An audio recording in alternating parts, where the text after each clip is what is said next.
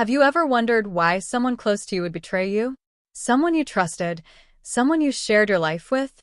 The question of betrayal is a deep, complex mystery, one that has haunted humanity for centuries. In today's video, we're going to dive deep into one of the most infamous betrayals in all of history, the betrayal of Jesus by Judas Iscariot. But here's the thing, what if everything we've been taught about Judas isn't the whole story? What if there's something more, something much darker, hidden beneath the surface? I promise you, by the end of this video, you'll understand the shocking truth behind Judas' actions and why he did the unthinkable. Now, stick with me for a minute. I know you're probably familiar with the story, the one where Judas, one of Jesus' closest disciples, betrays him for 30 pieces of silver. It's a story we've all heard before, but is that the full picture? Is that all there is to it? If you've ever found yourself questioning why Judas would betray someone he had spent years following, learning from, and even living alongside, you're not alone. It doesn't make sense, right? Betrayal like this doesn't happen overnight. There's always more to the story. Let me ask you this. What if Judas wasn't the villain we've been led to believe? What if there were deeper, more personal reasons behind his decision? And what if those reasons aren't as simple as greed, jealousy, or hatred?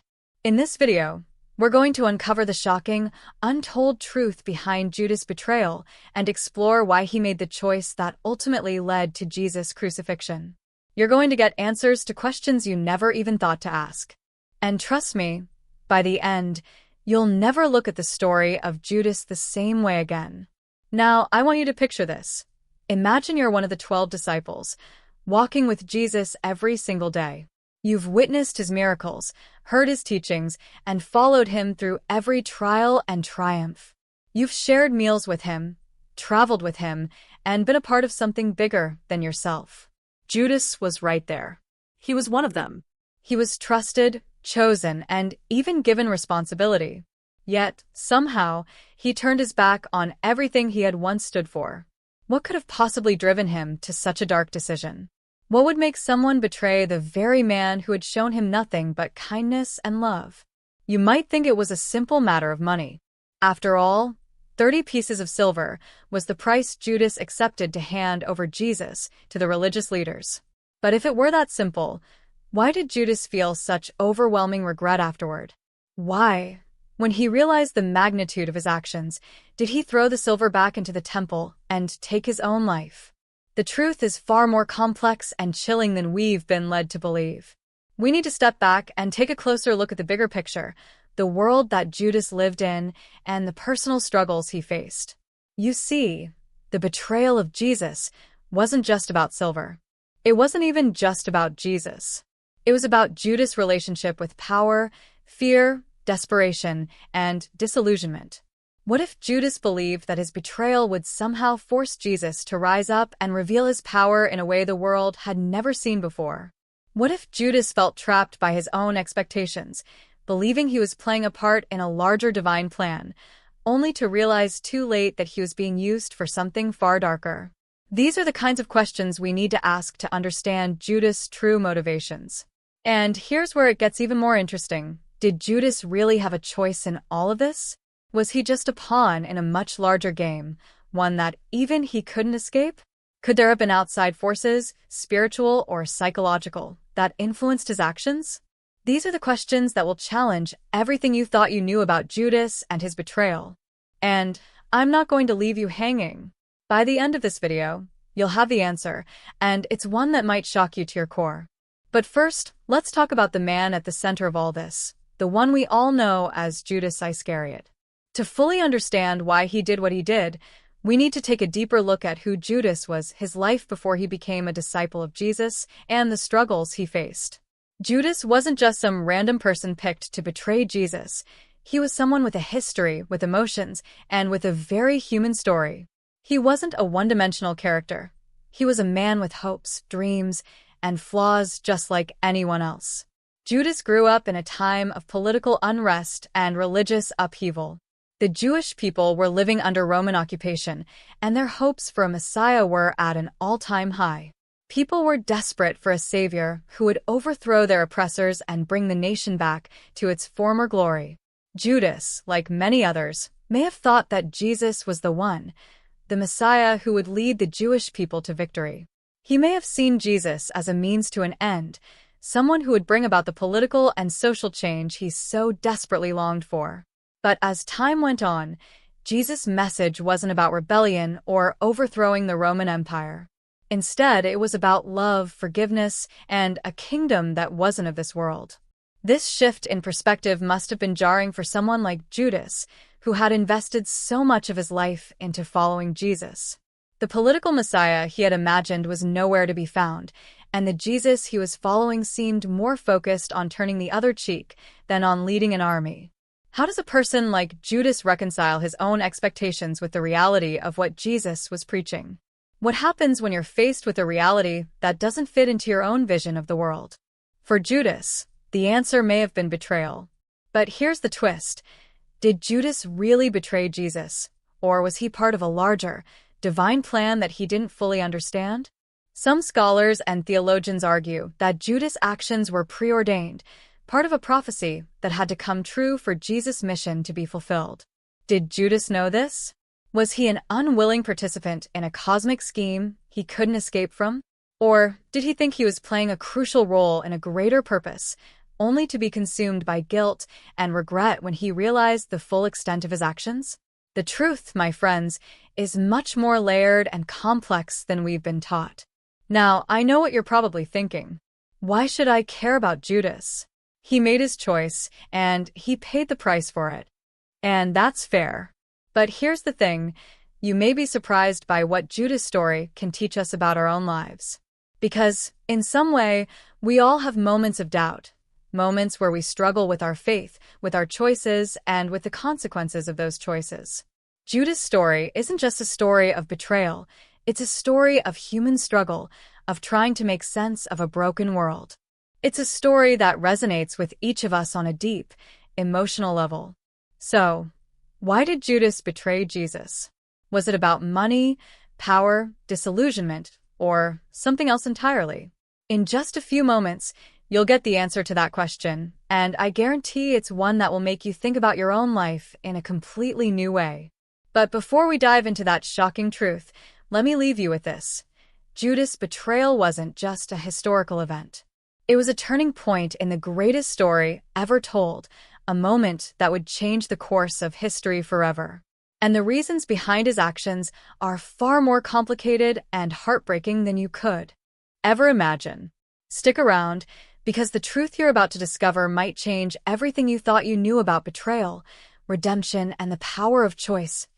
As we dive deeper into the mystery of Judas' betrayal, it's essential to understand the state of his mind and the events leading up to that fateful night in the Garden of Gethsemane. At the time, Judas wasn't just any ordinary disciple. He was one of the 12 men Jesus had personally chosen to follow him. But there was something about Judas that set him apart from the others. He was the one entrusted with the group's finances, the keeper of the money bag, and perhaps, in many ways, the one with the most responsibility. This is important because it shows that Judas was no stranger to leadership or to the inner workings of Jesus' ministry. He wasn't just an outsider looking in. He was deeply embedded in Jesus' world. Yet, in the weeks leading up to the betrayal, something was shifting in Judas. The air was thick with tension, both in the political and spiritual landscape, and that tension was palpable in the hearts of Jesus' closest followers.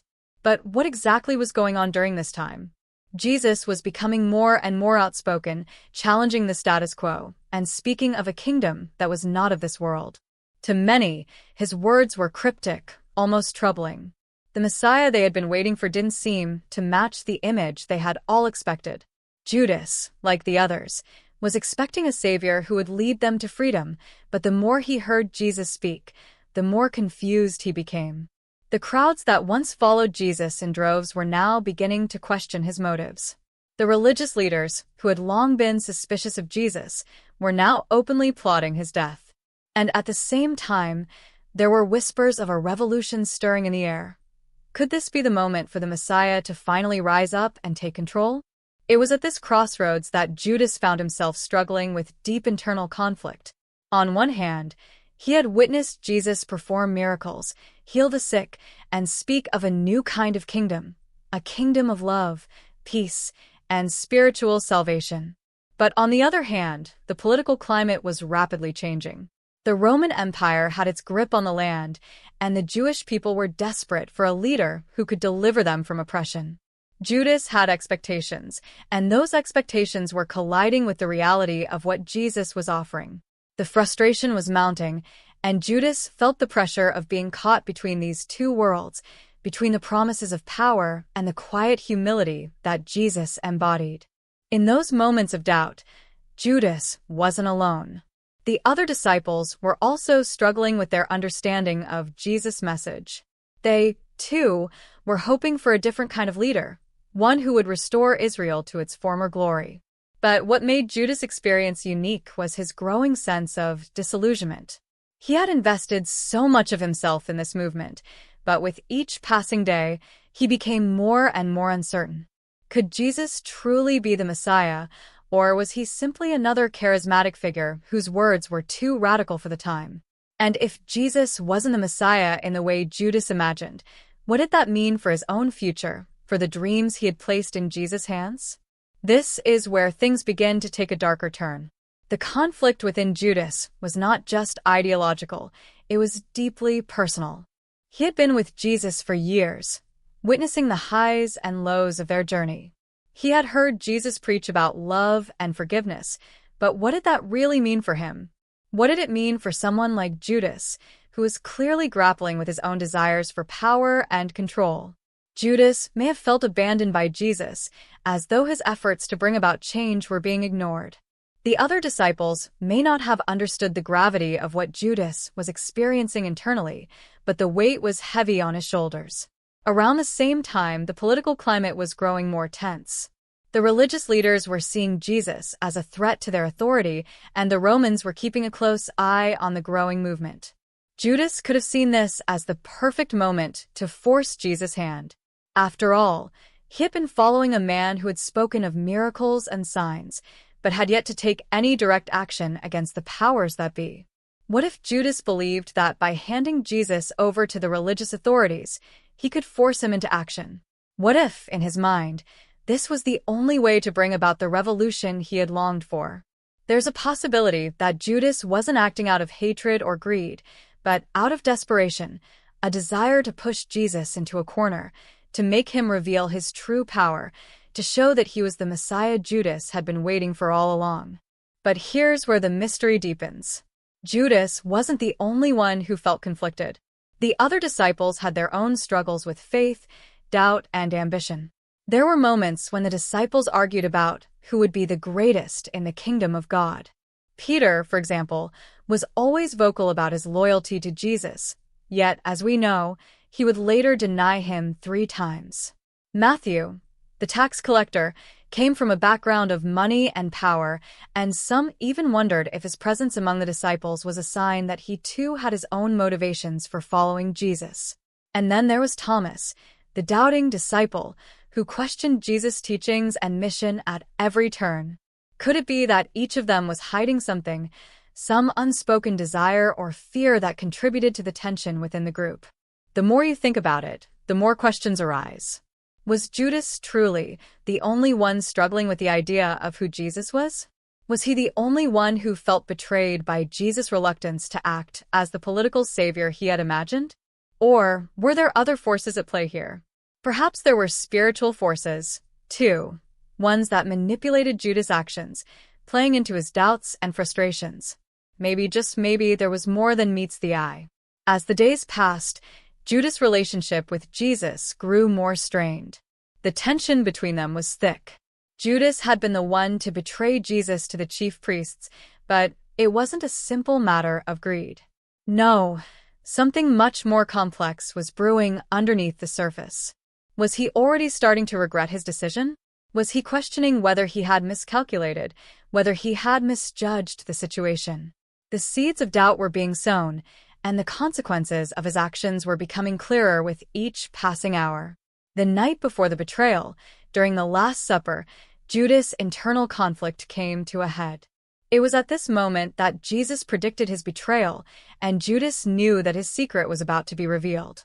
The air was heavy with unspoken words, and as Jesus spoke of someone who would betray him, Judas must have felt the weight of his own decisions crashing down on him. But it wasn't just the looming betrayal that shook him. It was the realization that he was part of something much bigger than himself, something beyond his control. And here's where it all comes together. As Judas prepared to hand over Jesus to the authorities, he wasn't just acting out of malice or greed. He was acting out of confusion, fear, and a desire for control. He was someone trapped between two worlds, between faith and doubt, between loyalty and betrayal, and his actions were driven by a desperate need to make sense of it all. But in the end, no one could have predicted the full weight of the consequences. So, what really happened to Judas after the betrayal? Did he fully grasp the depth of what he had done? The truth, as we will uncover, is even more tragic than we realize. Stay tuned, because the shocking revelation behind Judas' actions will leave you questioning everything you thought you knew about betrayal, redemption, and the choices we make in the face of uncertainty. As the days wore on and the tension grew, Judas' sense of desperation began to escalate. It wasn't just his inner conflict that plagued him. Strange things were beginning to happen that made it even harder to untangle the truth. The more he tried to understand his own actions, the more elusive the answers seemed to become. Pieces of the puzzle that had once felt clear started to slip through his fingers, and each new discovery only led to more confusion and fear. At first, Judas thought the solution to his turmoil would come once he handed Jesus over to the authorities, once he had forced Jesus' hand into revealing his true power. But instead, something far darker began to unfold. In the days following his decision, Judas became aware of odd occurrences, things that didn't quite add up. A key document, one that had been part of the carefully laid-out plans to betray Jesus, suddenly disappeared. One of the religious leaders Judas had been working with swore that he had never received the message about the location of Jesus. It was as if someone had erased any trace of the plan before it could fully unfold. Judas began to suspect that he wasn't the only one with a hand in this game. Someone else, someone powerful, was watching him closely and possibly even manipulating events behind the scenes. The more he dug into the situation, the more it seemed like the pieces he needed to understand the full scope of his actions were disappearing faster than he could keep up. But it wasn't just the evidence that was slipping away, it was his own sense of trust in those around him. One night, just as Judas was starting to question everything he thought he knew, a mysterious figure appeared, a man who had once been a close ally, but whose loyalties were now unclear. This man, a fellow disciple, had always been seen as loyal, a true follower of Jesus. He had been there through the highs and lows, the quiet moments and the stormy nights. But now, his presence was unsettling. He had started to behave oddly, watching Judas with a look of suspicion that didn't match the bond they once shared. Judas couldn't shake the feeling that something was off. This disciple, who had once been a confidant, seemed to be giving him warnings to stop digging deeper, to stop questioning his own actions. There was a sense of urgency in his voice whenever they spoke, an intensity that made Judas feel like he was being cornered. The disciple warned him that getting too close to the truth could cost him everything, that some things were better left unexamined. Was it fear in his eyes? Or was it something else? Judas wasn't sure, but the more this man insisted that he back off, the more Judas felt compelled to keep pushing forward. But then, in a quiet moment of reflection, Judas began to question whether he could trust anyone anymore, not even those who had walked by his side for so long. The disciples, who had once been a united group, now seemed fractured, each with their own hidden motives and desires. It was as if, under the surface, each of them had their own version of what they thought Jesus should be, and none of those versions aligned with the reality of who he truly was. Judas started to wonder if he had been played all along, if everyone in this story had their own secret agendas, their own hidden truths. Was the betrayal of Jesus just the tip of the iceberg? Were there other betrayals, other secrets, that no one had dared to uncover yet? Judas began to hear whispers, rumors of a secret meeting, a plot within a plot, where decisions were being made that no one outside a select circle knew about. There was talk of a hidden betrayal, one that involved more than just him. It wasn't just Judas who had failed Jesus. It seemed like there were others who had already chosen sides, people whose allegiances were shifting without anyone noticing. As Judas grew more desperate to make sense of it all, these whispers turned into something more chilling, a sense that he was being manipulated from every angle, trapped in a game that was far bigger than he could comprehend. The more he searched for answers, the more the truth seemed to slip further away, like sand through his fingers. And then there was the strange event that caught him off guard. One night, while alone, Judas found a piece of paper hidden in his cloak, something he hadn't placed there. It was a letter, but not one he recognized. The handwriting was unfamiliar, but the message was unmistakable. It was a warning, written in haste, urging him to stop what he had started and leave Jerusalem before it was too late. The letter spoke cryptically, warning him of dire consequences if he continued down his current path. The message implied that Judas wasn't the only one with plans, and those plans could end badly for everyone involved, including him. The more he tried to understand who had sent the letter, the more uncertain he became about everything he thought he knew. Who could he trust now? Was there someone else orchestrating this entire chain of events, pulling the strings without anyone noticing? The feeling of isolation grew stronger as Judas realized that the people around him were not as loyal as he had believed. There was a growing sense that he was being watched, that every step he took was being carefully calculated by unseen forces. The whispers of betrayal, the disappearing evidence, and the sudden appearance of strange allies made Judas' world feel like a maze of lies and deception. As the walls closed in on him, it became clear that the truth he was seeking might be more dangerous than he ever imagined. In his pursuit of answers, Judas was becoming entangled in a web of secrets that had been carefully woven for years. But just when it seemed like Judas was on the verge of uncovering the truth, something happened that threw everything into chaos. He received an unexpected visit from someone he thought he could trust, someone who had always been there, a disciple who had stood by Jesus through thick and thin. This person, with a somber look in their eyes, handed him a small object, a silver coin, one of the very 30 pieces that Judas had accepted for his betrayal. The coin was marked with a symbol Judas didn't recognize, one that sent a shiver down his spine. The moment he touched it, a wave of dread washed over him. What did this coin represent?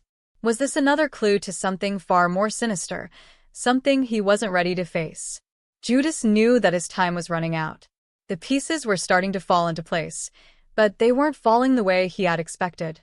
Every answer seemed to raise more questions, and with each passing moment, the web of conspiracy grew tighter. The truth was slipping further out of his grasp, and there was no turning back now. But who could Judas trust?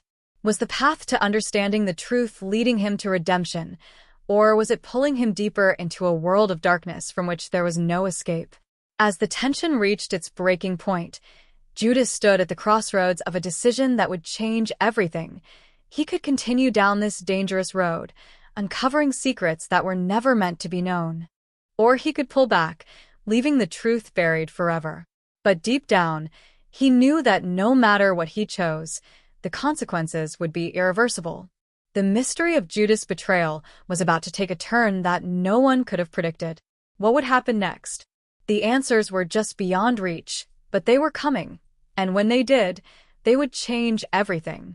Just when it seemed like Judas was beginning to piece together the fragments of his fractured reality, a new complication arose, one that not only shook his already wavering sense of truth, but also sent ripples of doubt through everyone he thought he could trust. It came in the form of a cryptic message, but this time, it wasn't delivered to him. The message was for someone else, someone close to Judas, someone whose role in the entire narrative had previously seemed minor but was now emerging as pivotal. The second message appeared in the hands of Thomas, the disciple who had long been known for his skepticism and doubt. Thomas, who had always been the one to question Jesus' teachings, the one who had trouble believing even in the resurrection, was now holding a note that mirrored the warning Judas had received. At first, Judas dismissed it as coincidence. After all, Thomas had his own doubts and had always been a bit of an outsider among the 12 disciples. But as he watched Thomas from a distance, something unsettling began to creep into Judas' mind. Why would someone send a warning to Thomas as well? What did they know about him that he hadn't figured out yet? The more he thought about it, the more it became clear that Thomas had been playing a much larger role in this complex web of deceit than Judas had initially realized. And that realization hit Judas like a thunderclap. Was Thomas somehow involved in the plot to betray Jesus? Was Thomas being manipulated as well, or was he the one pulling the strings? The stakes were rising higher by the minute, and Judas couldn't shake the feeling that he was no longer just dealing with a single betrayal, but with a deeper, more intricate conspiracy that stretched far beyond anything he had ever imagined. Judas couldn't ignore the fact that Thomas, despite his doubts, had been a part of some of the most intimate moments with Jesus. He had been there when Jesus performed miracles, when he spoke of the kingdom of God, and when he shared his most profound teachings. But unlike the others, Thomas had never seemed fully committed. He was always asking questions, always trying to probe deeper into the meaning of Jesus' words. Now, it seemed that Thomas was being drawn into something much darker, and Judas couldn't help but wonder if Thomas had been playing both sides all along. Had Thomas been sent by someone to keep an eye on Judas? Was he a spy, carefully orchestrating his own role in the betrayal? Or was he, too, a victim of the same forces that were manipulating Judas? As the mystery thickened, Judas found himself growing more paranoid. Every glance, every word exchanged between the disciples began to feel like a calculated move in a game he couldn't fully understand. But it wasn't just Thomas who seemed to be at the center of this growing storm. There were others, too, disciples who had seemed like loyal followers of Jesus, but whose actions were now coming into question. Matthew, the tax collector, who had once been a man of wealth and power, had recently acted in ways that seemed out of character. Was he too trying to play both sides, caught between his past life and his new allegiance to Jesus? Was he hiding something? Judas couldn't shake the feeling that there was more to Matthew than met the eye, more than the simple tax collector-turned-disciple narrative they had all been led to believe. What if Matthew had ties to the very people Judas had betrayed Jesus to, the chief priests, the Roman authorities? What if he was just as deeply embedded in the conspiracy as Judas himself? To make matters even more complicated, there was the sudden appearance of a strange symbol, one that appeared across various pieces of evidence, connecting Thomas, Matthew, and even Judas in ways that were impossible to ignore. The symbol, a twisted combination of Greek and Hebrew letters, had been found on the silver coin Judas had received, but it also appeared on a document Judas discovered hidden within Thomas's belongings. The symbol was something that Judas hadn't seen before, and yet it was unmistakable. It was tied to an ancient order, a secret society with its own agenda, one that had existed long before the disciples had ever walked with Jesus. Was this group behind everything? Were they manipulating Judas, Thomas, and the others from the shadows, pulling the strings of a drama that was much bigger than any of them? The deeper Judas delved into the mystery, the more questions surfaced. He began to question not only the motives of those around him, but his own understanding of what was happening.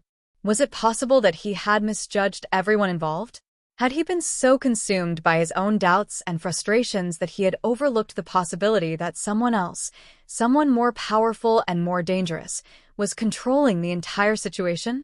Could it be that the true betrayal was not Judas alone to bear, but one that was shared among multiple disciples, each playing a part in a larger, more sinister plot? Judas had no answers, only more questions, each one leading him deeper into a rabbit hole that seemed to stretch on forever. As the days passed, Judas couldn't shake the growing sense that time was running out. The pressure was mounting, and the walls were closing in on him. Every step he took seemed to lead him further into the unknown, further into a web of secrets and lies that he could no longer control. And just when it seemed like the truth was within his reach, something happened that threw everything into chaos once again. A letter, addressed to him, arrived with no return address, but written in the same cryptic handwriting as the note that had been delivered to Thomas. The letter was short, yet its words cut deep. "You are not the only one watching. You are not the only one who knows." The message was chilling, and it was clear that whoever had sent it knew far more about Judas and the events unfolding than he could have ever anticipated. Was he being hunted, or was he simply a pawn in a game that had already been set into motion long before he ever understood the stakes? With every passing day, the tension grew unbearable. Judas had no idea who he could trust, who was pulling the strings, and whether anyone, himself included, was innocent in this game.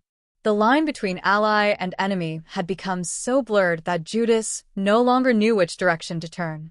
He knew that whatever was coming next would change everything, but what he didn't know was whether he could survive the storm that was about to break.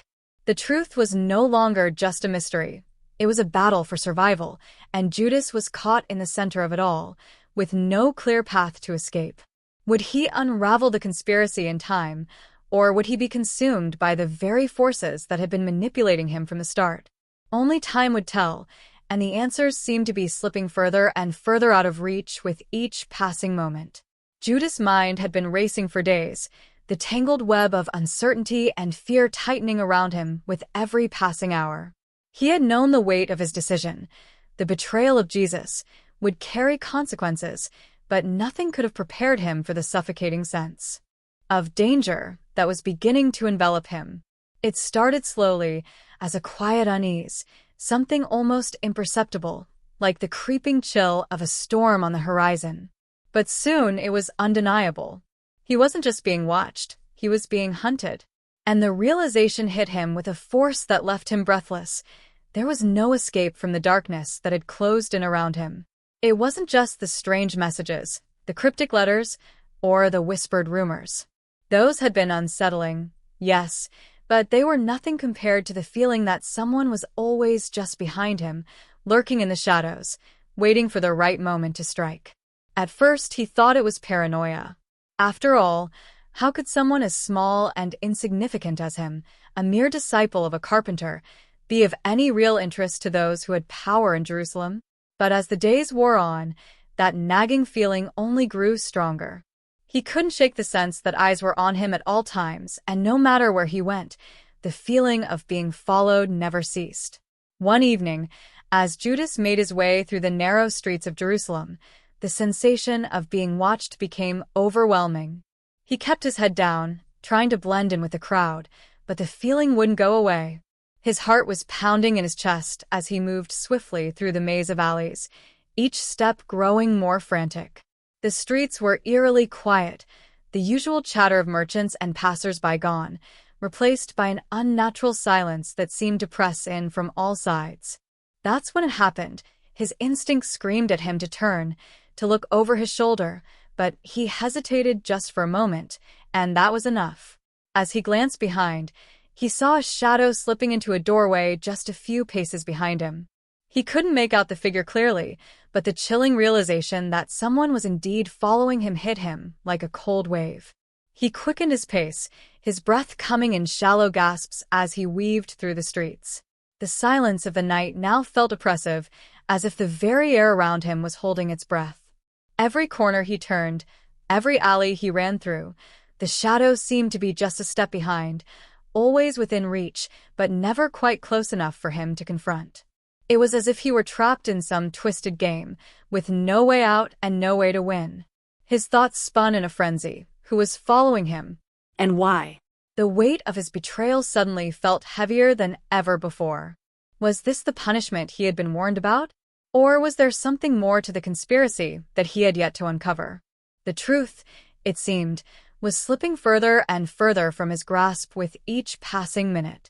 But it wasn't just the sense of being followed that made Judas' heart race.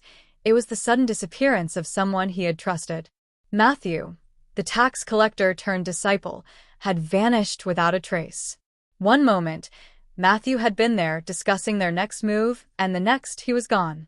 Judas had searched for him through the streets, knocking on doors, asking anyone who might know where he had gone. But no one had seen him, and no one seemed to care. Matthew's disappearance wasn't just strange, it was terrifying. Judas couldn't help but wonder if it was the same people who had been following him, the same shadows that had been closing in on him, who had taken Matthew. His mind was spinning with questions. Had Matthew been taken because he knew too much? Had he uncovered a secret that made him a threat? Or was it possible that Matthew had been part of the conspiracy all along, playing Judas for a fool, just as he had done with Jesus? The more he thought about it, the more the answers seemed to slip away, like water running through his fingers. But one thing was certain: Matthew's disappearance was no coincidence. Someone or something had taken him, and it wasn't long before Judas began to fear that he was next.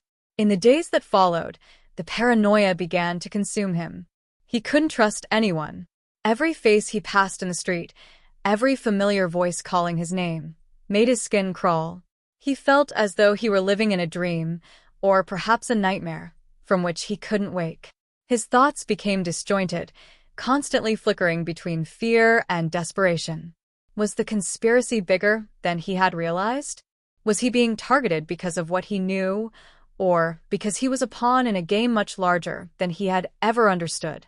The people he thought he could trust had all become suspects, and Judas couldn't shake the feeling that everyone around him had their own hidden agenda. It was late one night, as he sat alone in the small room he had rented, that the final blow came. A letter, again, but this one was different. It wasn't written in the same cryptic script as the others. This time, it was a direct threat. The words were short, sharp, and filled with a coldness that sent a chill down his spine. "You're running out of time, Judas. If you don't stop digging, you'll never see the light of another day. You've made your choice, and now we'll make ours." The letter was unsigned, but Judas didn't need to see a name to know what it meant. Whoever was behind this, whoever was pulling the strings, was closing in on him, and the walls were closing in faster than he could escape. The threat wasn't subtle. It wasn't just a warning. It was a promise. Judas could feel his heart racing as the words sank in. He was no longer just a part of the betrayal. He was the target. His every move, every conversation, every step he took was being watched. The game had shifted, and now he was the one who was being hunted. His mind raced, trying to process the danger he was in. But there was no time. There was no way out, no escape from the web that had been spun around him. And worse yet, he didn't know who he could trust, or if anyone could help him now. Everyone was a suspect, and Judas realized with a sickening certainty that the very people he had once considered allies, Thomas, Matthew, even Jesus, were all potentially part of the same tangled conspiracy. The night grew darker, and Judas found himself alone, trapped in a nightmare of his own making. With every passing second, the weight of his decisions pressed harder against him. He wasn't just trying to unravel the truth anymore, he was fighting for his life. And the truth, whatever it was, seemed more elusive and dangerous than ever before. His breaths came in shallow gasps, his pulse quickening as he realized the full extent of the danger he was in. There was no turning back now, no way to undo the choices he had made. All he could do was survive the storm that was rapidly approaching. But the question gnawed at him: who would be left standing when it was all over? Judas sat alone in the fading light of the evening, staring blankly at the half-burned candle flickering in front of him. The threat in the letter still rang in his ears, its cold finality echoing louder than the silence that surrounded him. He had barely slept in days, and the fear that had been slowly clawing at him now felt like a beast gnawing at his soul. He was sure he had reached the deepest depths of this twisted conspiracy, until a single moment changed everything, pulling the rug out from beneath everything he thought he understood. It came not from a new shadow in the night or another veiled warning, but from someone he never imagined could be involved: Mary Magdalene. She found him just as he was about to flee Jerusalem, planning to vanish before the people following him could finish what they had started. Her sudden presence startled him, but it was what she said next that shattered his entire world. With urgency in her voice and a look of something close to sorrow in her eyes, Mary told Judas that she knew about the letter. Not just his most recent threat, but all of them. She had seen the symbols, recognized the handwriting, and most shockingly, she had intercepted one of the letters meant for someone else. Judas was too stunned to speak as Mary reached into her cloak and pulled out a crumpled piece of parchment. It wasn't the handwriting that caught his breath, it was the seal. The mark belonged to someone he had never considered capable of deception, someone who had stood beside Jesus through everything with unwavering loyalty. Peter. Judas stared at the page in disbelief, rereading it over and over, the words slicing into his chest. The letter wasn't just a threat, it was a command. A command for Peter to observe Judas, to report on his movements, and, if necessary, to silence him before he unraveled too much. Judas felt the ground shift beneath him. How could Peter, the so-called rock upon which the church would be built, be involved in any of this? How could the man who had sworn to protect Jesus be giving orders to monitor his own brother in faith? Mary's voice trembled as she confessed what she had pieced together. This wasn't about betrayal in the way Judas had believed. It wasn't about 30 pieces of silver, or even Judas' moment of weakness. It was bigger, much bigger. Judas hadn't been the architect of the betrayal at all. He had been the bait, the fall guy, the one who would carry the blame so that others could remain hidden in the shadows. The more Mary spoke, the more it became terrifyingly clear this was never about Judas betraying Jesus for money or power. It was about controlling the narrative, shaping the future, and removing anyone who asked too many questions. Judas had just been asking the wrong ones. The moment the coin was placed in his hand, Judas had become the symbol of betrayal. But the coin, Mary insisted, wasn't just payment. It was a mark. A tracker. A signal to the others involved that the plan was in motion. She had seen the same mark etched onto other items left behind by those who had mysteriously disappeared. Matthew's satchel, Thomas's writing tablet, even the doorpost of the place where Jesus last met privately with a few of the disciples. The symbol wasn't just decorative. It was operational. Judas tried to speak, tried to make sense of the storm swirling inside him, but the truth had knocked the air from his lungs. Everything he had believed about his role in the betrayal had been manipulated. He was never in control. He had been chosen, not for his faults, but for his ability to carry the blame without question. And then came the final blow. Mary revealed that Jesus had known. He had known about the letters. He had known about Peter's covert orders. He had even known that Judas would be used as the face of betrayal long before the events of that night in Gethsemane. But instead of stopping it, instead of warning Judas, Jesus allowed it all to unfold. Not because he didn't care, but because he believed that the truth would come out eventually, through pain, through fear, through fire. Judas was not the villain of the story. He was the key to exposing what had been buried beneath loyalty and ritual. He wasn't the traitor. He was the scapegoat, chosen to bear the weight of a sin that belonged to many. Everything shifted in that moment. Judas could feel it in his bones. The eyes that had been watching him weren't watching out of fear that he might betray Jesus. They were watching to make sure he didn't survive long enough to expose what really happened.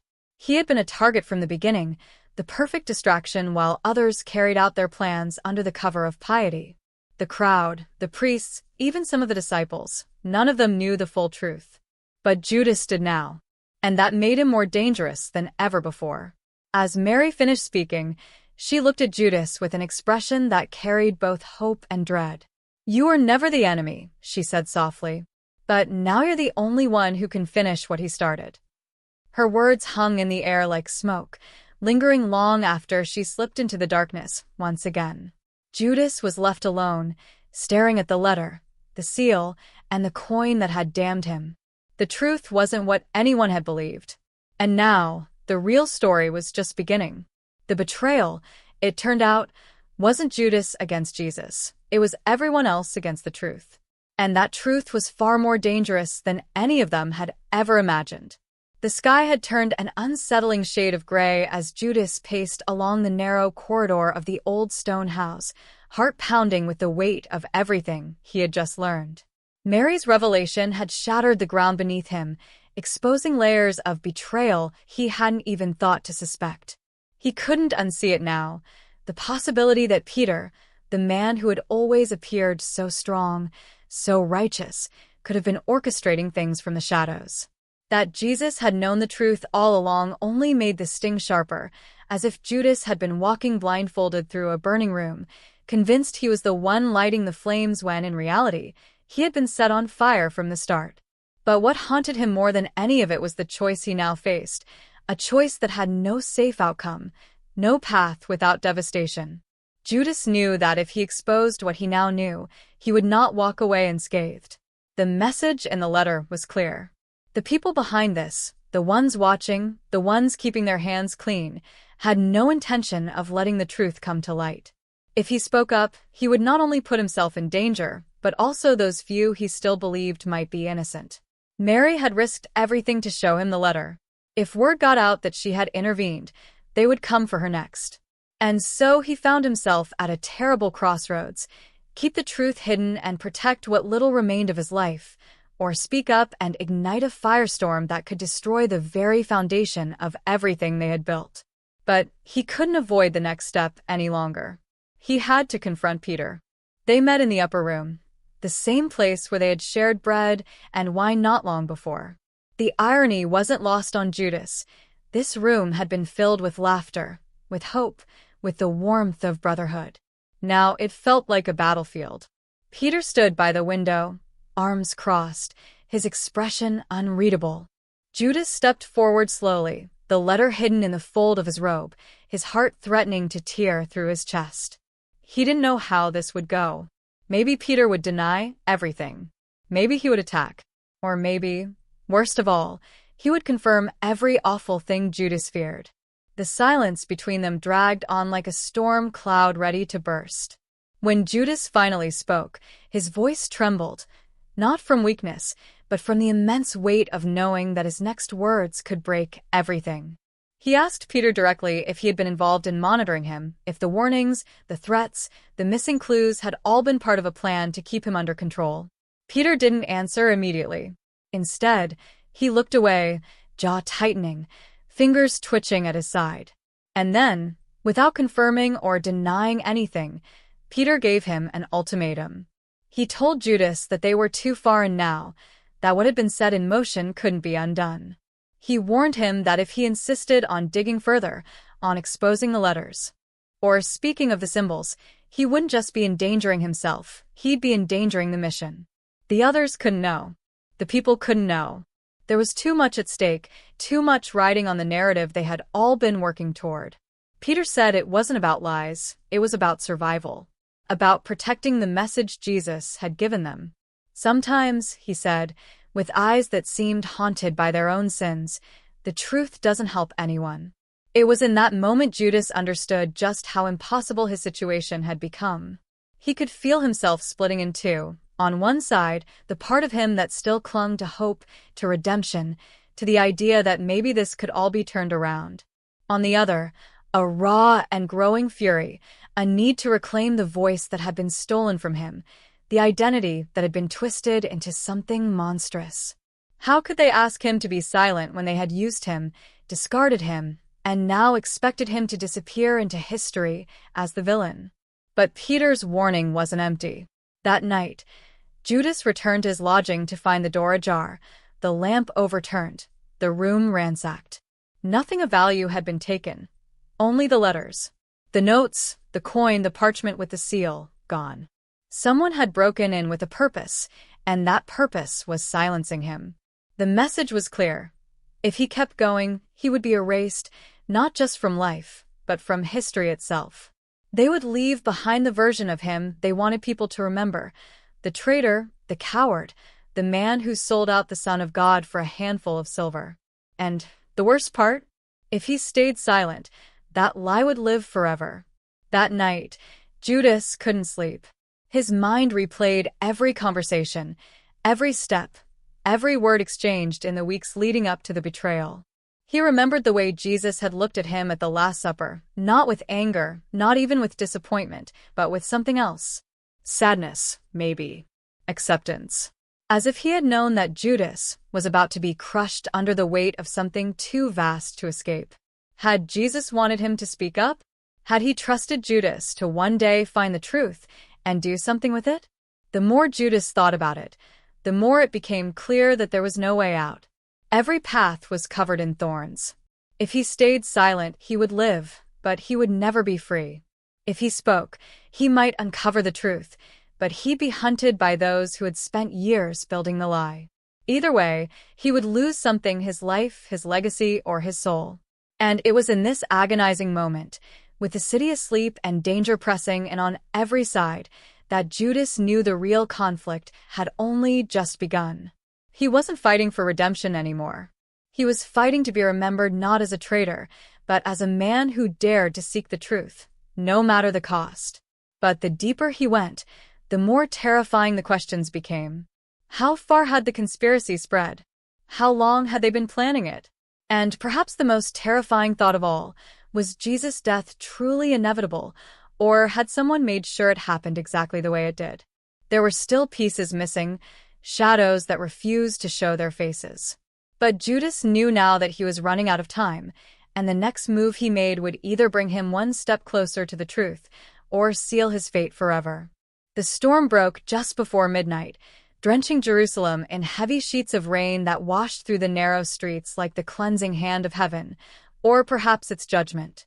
Judas stood beneath the overhang of an old courtyard arch, his robe soaked, the water trailing down his face like tears he didn't have time to shed.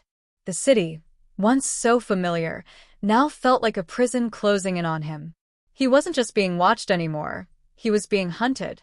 And the more he uncovered, the clearer it became. This wasn't a handful of men trying to preserve a movement. This was a full-scale conspiracy stretching across temple walls, through Roman corridors, and deep into the hearts of those he had once broken bread with. He had stumbled into something massive, something no one wanted him to survive. It started with a voice, one he recognized instantly. Bartholomew. Quiet, loyal, almost invisible in the background of every moment. The one Judas had trusted implicitly, the one who had sat beside him the night before Jesus' arrest and whispered prayers with trembling lips. But now, his voice came through the shadows behind the wall, hushed but deliberate, speaking to someone in a language of codes and gestures. Judas didn't want to believe it, but there it was. Bartholomew was reporting to someone.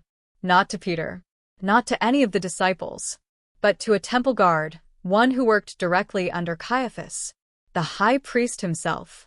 Judas could barely breathe as he listened, heart hammering like a war drum.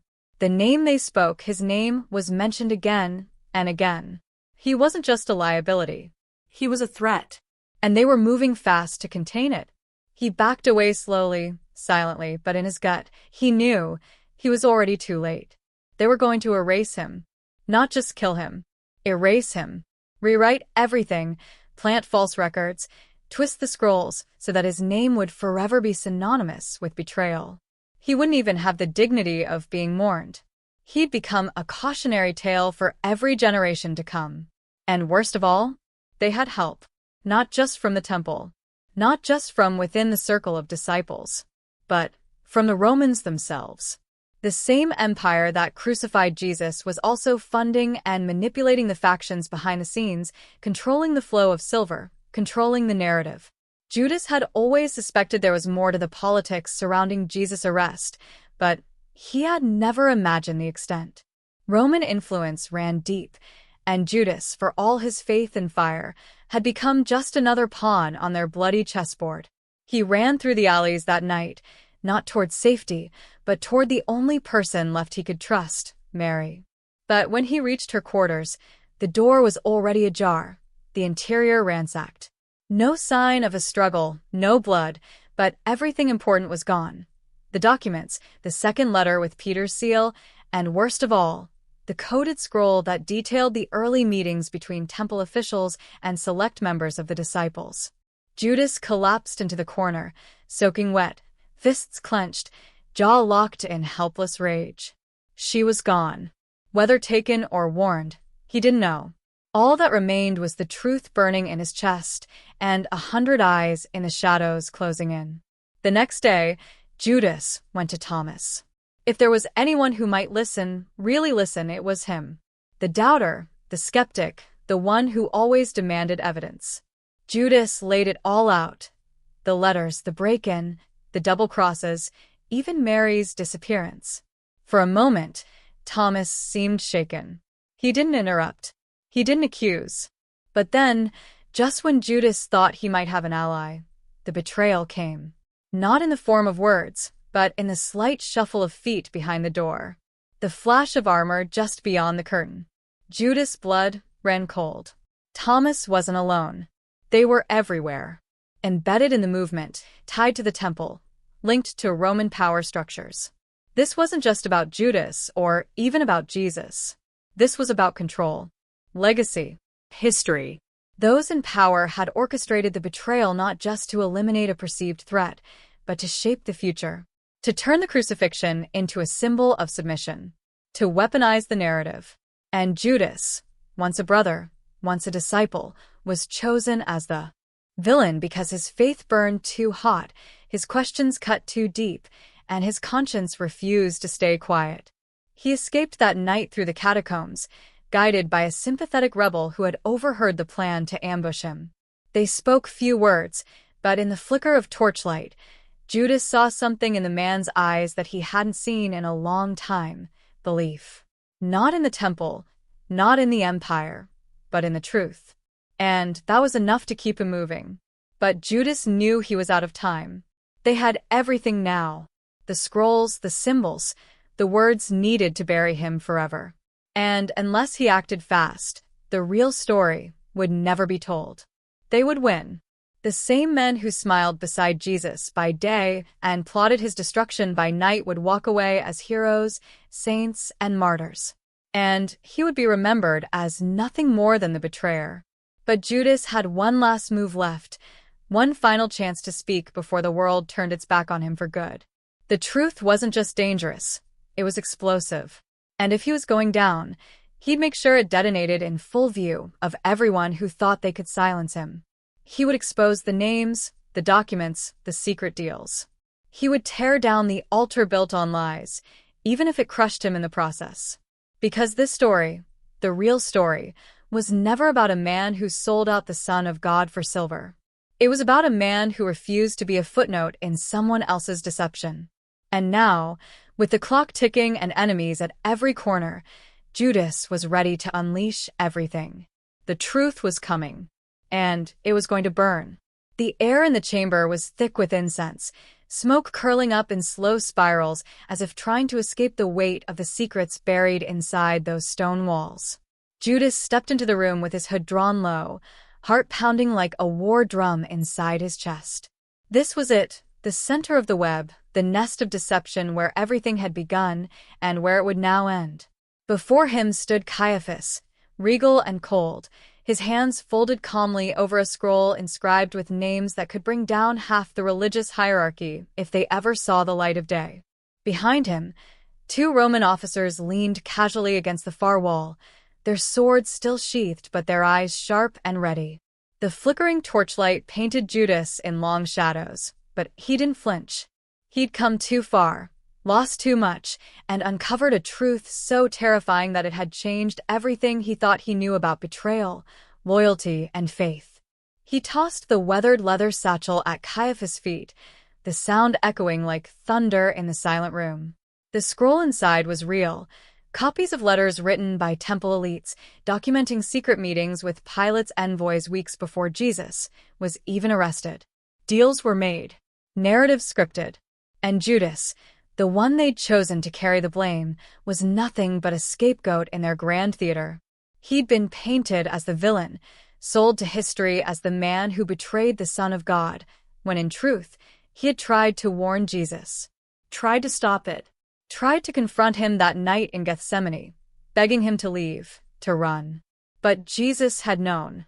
And that was what haunted Judas the most. Jesus had seen it all coming, and still, he let it happen. Caiaphas barely blinked as he reached down, picked up the satchel, and opened it. He studied the parchment, brows twitching only slightly as he scanned the damning words. Then, with chilling calm, he set it gently beside the oil lamp and looked directly at Judas. "Do you think the truth matters now?" His voice was smooth, calculated, like a man who had spoken lies so often he no longer knew the difference. "The people believe what we've told them. You are the betrayer. He is the martyr. The Romans are the enforcers of peace.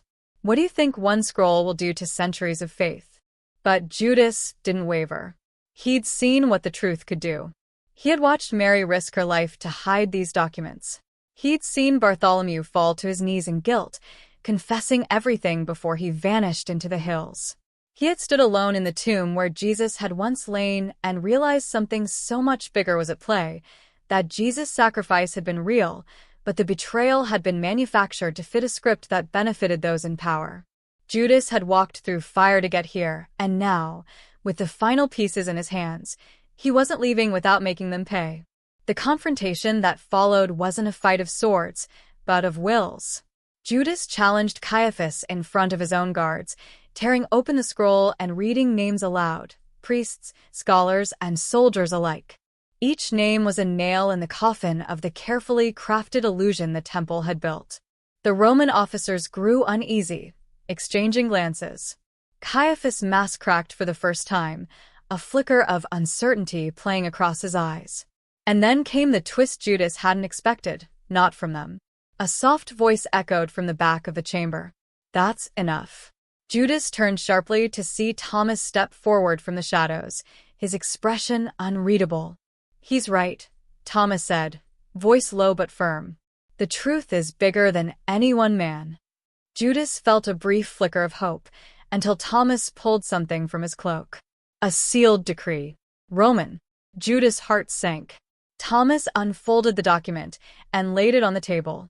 It was an official warrant, signed by Pilate himself, authorizing the public discrediting of Judas Iscariot as a traitor and enemy of peace. And the signature that validated it all wasn't Pilate's alone. It was Peter's. Judas stared in disbelief. Peter, his brother, his friend, the one who had sworn loyalty to Jesus until death. He had signed off on Judas' fate, not out of malice, but out of desperation to preserve the movement, to keep the fragile followers from falling apart. Judas had been sacrificed, not just by the priests, not just by Rome, but by his own brothers. His silence had bought their survival. His name had bought their sainthood. Judas turned away, sick with betrayal, anger bubbling in his chest like poison. But then came the final blow. Thomas stepped closer and whispered, "Jesus knew." He agreed. Time stopped. The walls seemed to close in. Judas felt the breath leave his lungs. The man he had loved, followed, trusted, he had known Judas would be blamed, had allowed it, because the story needed a villain. And Judas had played it perfectly. But just as the weight of it all threatened to crush him, Judas reached for the flame. In one swift motion, he hurled the scroll into the fire, not the evidence, but the false decree. The room exploded in chaos. The guards rushed forward, but the Roman officers did nothing. They didn't stop him. Maybe deep down, even they wanted the truth to win. In the blur of shouts and smoke, Judas escaped into the night once more, not as a man seeking redemption, but as a man now fully awake. The truth hadn't set him free, it had broken him open. And somewhere in the darkness, with the city searching for him and history already being rewritten, Judas knew this wasn't the end. It was only the beginning. Because even if the world believed the lie, the truth had been spoken. And now it was out there. The sun was just beginning to rise over the horizon, casting a soft amber glow across the silent hills outside Jerusalem. Judas sat alone on a rocky outcrop, the wind gently brushing against his worn cloak as if nature itself was trying to comfort him. The city below was just waking up, unaware of the storm that had passed through its heart, unaware of the secrets that had been exposed, the alliances shattered, and the truths too heavy for the common man to carry. For the first time in days, the noise in his head had quieted. The shouting, the betrayal, the names written in blood and sealed with lies, it all seemed like echoes of another life. What remained now was something deeper, something more personal. It was no longer about clearing his name or exposing a conspiracy. It was about reclaiming his soul from the narrative others had forced upon him. He thought back to the garden, the place where it had all started, where the kiss had been planted not as an act of treachery, but as a desperate plea, a warning he knew Jesus would not heed. Judas had never hated him. On the contrary, he had loved him more fiercely than he had ever loved anything, and that love had been twisted into history's greatest betrayal. But now, in the stillness of morning, Judas understood something he hadn't been able to see through the chaos. Jesus hadn't just accepted the betrayal, he had embraced it, not because he didn't care, but because he saw the bigger picture. He saw a world that needed healing, a people that needed hope, even if that hope had to be birthed through the sacrifice of a friend's name.